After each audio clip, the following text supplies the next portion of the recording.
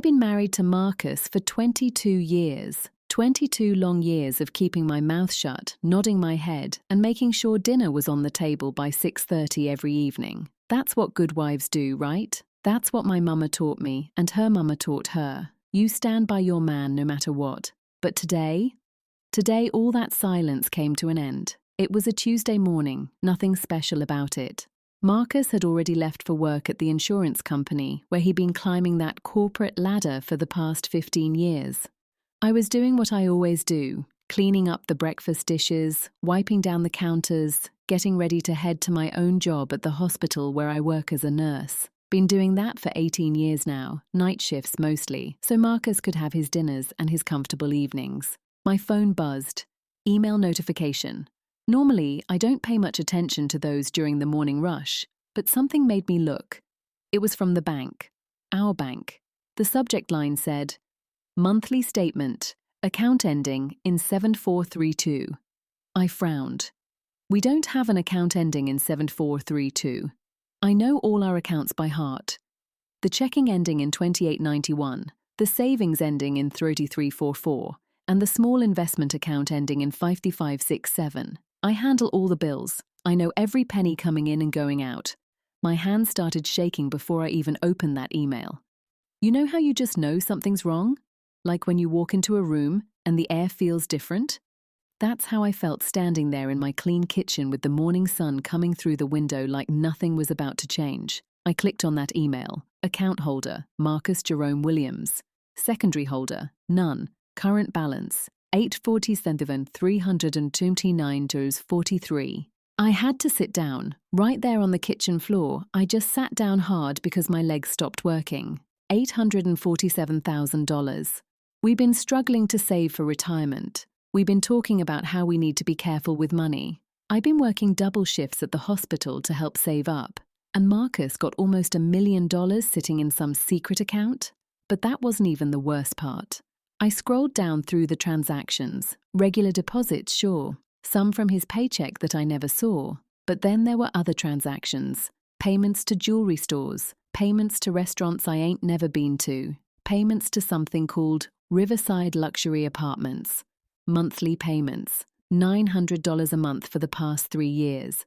My hands weren't shaking no more. They were steady, real steady. That's when you know the shock has passed and something else is taking over. I called in sick to work, first time in 4 years. Then I sat at that kitchen table and I went through everything. Bank statements I could access online, credit card statements, phone records. Marcus thought he was being careful, but he wasn't careful enough. Not for a woman who'd been keeping track of household finances for 22 years. The apartment was registered to him. The jewelry purchases. 3 separate pieces totaling over $15,000 in the last 2 years. None of them for me. My wedding ring is the same simple gold band he gave me 23 years ago. I found her name in his phone records, called her more than he called me. Text messages. He had deleted them from his phone, but they show up on the phone bill. Hundreds of them. Late nights when he said he was working. Sunday afternoons when he said he was playing golf with his buddies from work. Her name was Sienna. I looked her up on social media, 28 years old. Pretty girl, I'll give her that. Works at a restaurant downtown.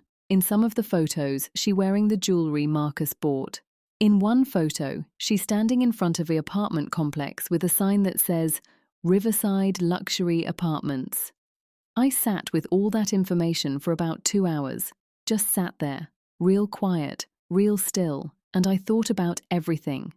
22 years of being the good wife, 22 years of supporting his dreams. He wanted to get his MBA. I worked extra shifts to help pay for it. He wanted to start investing in the stock market. I cut back on groceries so we could put more away. He wanted to join the fancy golf club. I wore the same work scrubs until they was practically falling apart so we could afford the membership. And all that time, he was building himself a whole other life. Some women would have called him right then, would have screamed and cried and demanded answers. But I didn't get to be a successful nurse by acting without a plan. In my job, you assess the situation, you make a plan, and then you execute it carefully.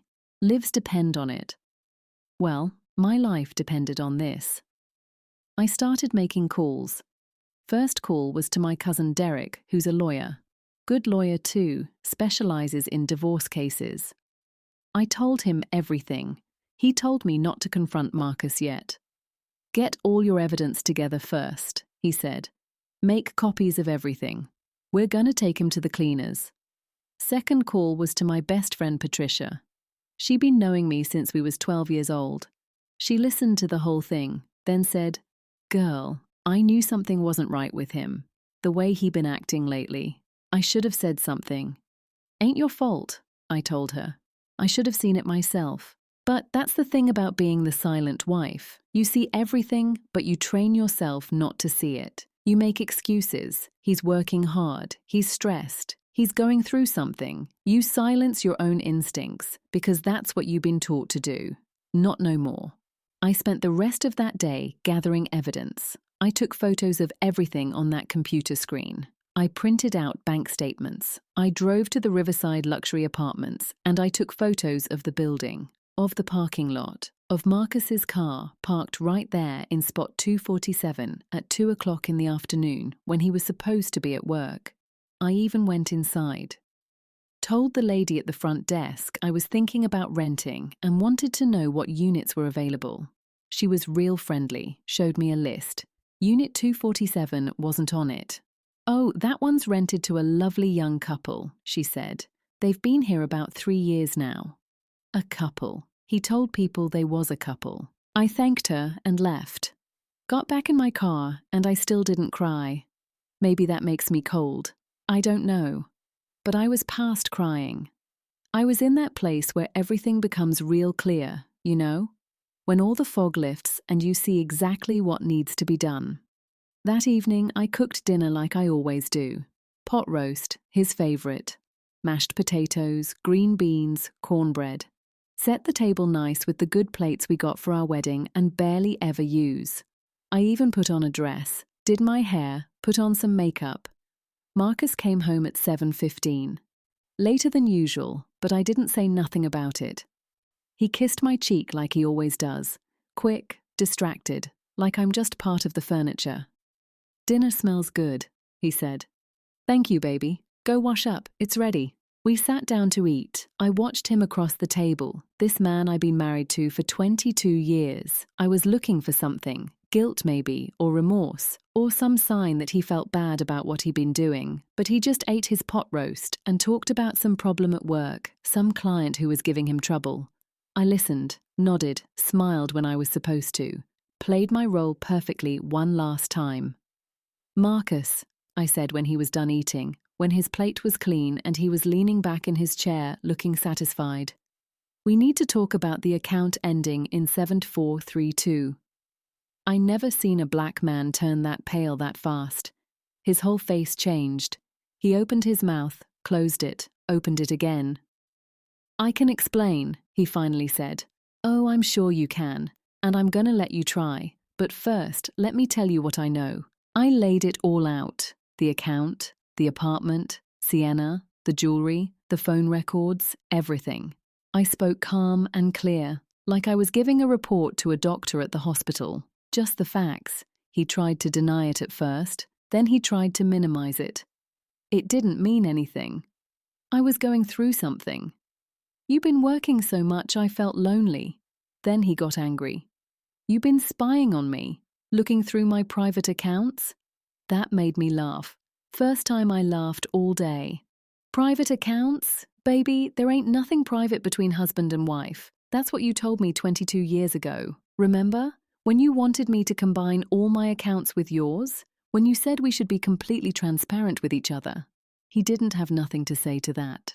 Here's what's gonna happen, I told him. Tomorrow morning, you're gonna pack a bag and you're gonna leave. You can go stay at your fancy apartment with your fancy girlfriend. I already talked to a lawyer. Divorce papers will be ready by the end of the week. Janelle, please, can't we talk about this? Can't we try to work this out? Work this out? I stood up from the table. Marcus, you've been lying to me for years. You've been living a whole other life while I've been here being the good wife, the silent wife, working myself to the bone while you played house with a girl young enough to be your daughter. And all that money you've been hiding? My lawyer says half of it's mine, plus this house that I've been making payments on, plus half your pension, plus alimony, probably, considering how much you make and how much you've been hiding. His face went from pale to red. You're not taking half my money. I earned that. We earned it. That's what marriage is, Marcus. Or that's what it's supposed to be. But you forgot that somewhere along the way. He started pleading then, said he'd end it with Sienna, said he'd close the account, said he'd do anything, even got down on his knees right there in the dining room. Save it, I told him. You know what the funny thing is? If you had come to me 2, 3, even 5 years ago and said you wasn't happy, that you wanted something different, we could have ended this with some dignity. We could have been adults about it. But you chose to lie. You chose to make me look like a fool. All them times you came home late, all them times you said you was working or playing golf, I believed you, because I trusted you. And you took that trust, and you stomped all over it. I walked to the bedroom and pulled out the suitcase I'd already packed for him, handed it to him right there in the hallway. There's a motel about 5 miles down the road, I said. I'm sure it's not as nice as Riverside luxury apartments, but it'll do for tonight. Keys to the house, please. Janelle. Keys, now. He took his keys off his ring and handed them to me. His hands were shaking. Good. Let him shake. Let him feel just a little bit of what I felt this morning. After he left, I locked the door behind him, stood there in the quiet house, our house, my house now. And finally, I cried. Not because I was sad, though I was. Not because I was scared, though I was that too. But because I was free. For the first time in 22 years, I felt free. That was 3 months ago. The divorce moved fast. Marcus tried to fight it at first, tried to say we should split everything 50-50, tried to claim Sienna was just a friend. But I had all the evidence, every receipt, every bank statement, every text message summary. Derek, my lawyer cousin, he was ruthless. Turns out having a paper trail makes everything real simple in court. Marcus had to liquidate that secret account. Half of it came to me, over $400,000. The house is mine. Half his pension is mine. And because he makes significantly more than me and because he committed adultery, the judge ordered him to pay alimony for 5 years. Sienna left him, by the way. Soon as the money dried up and she realized he was going to be paying most of his income to me, she was gone. Found herself another man with a fatter wallet. I almost felt sorry for Marcus when Patricia told me. Almost. I still work at the hospital. I like my job, like helping people. But I ain't working double shifts no more. I work my regular schedule, and you know what I do with my free time? Whatever I want. I take art classes, I go to the theatre, I travel, went to Paris last month, something I always wanted to do but Marcus said was too expensive. Turns out it ain't too expensive when you ain't financing somebody else's double life. I bought myself a piece of jewelry too, a beautiful necklace with a diamond pendant. Not as expensive as what Marcus bought Sienna, but it's mine. I earned it. Every time I look at it in the mirror, I remember that I ain't the silent wife no more. I'm just Janelle, 51 years old, starting fresh, living loud. And you know what? I should have done this years ago.